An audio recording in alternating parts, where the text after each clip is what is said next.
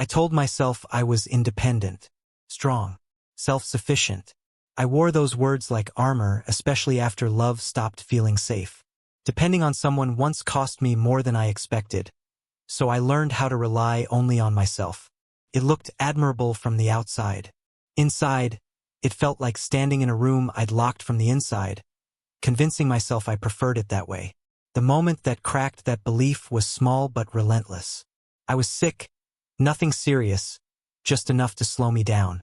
Lying there, phone face down, I realized there was no one I felt comfortable asking for help. Not because there was no one in my life, but because I'd trained myself to need no one. That realization hurt more than the illness itself. As I recovered, so did memories. Times when I pushed people away the moment they offered closeness. When I chose pride over honesty. When love tried to enter my life quietly and I met it with distance, convinced I was being careful. I remembered how warmth once felt unfamiliar but right, and how losing it taught me to confuse isolation with strength. Nights were the hardest. My thoughts grew louder when there was nothing left to distract me. I wondered when self-protection turned into self-denial.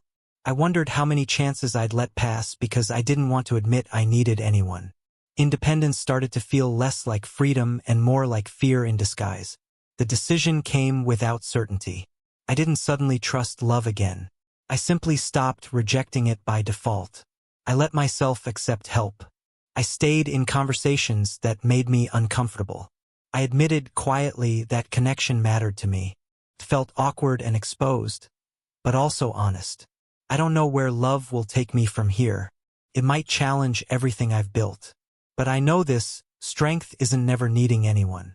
Strength is allowing yourself to be seen, supported, and loved, even when you're afraid of what it might cost.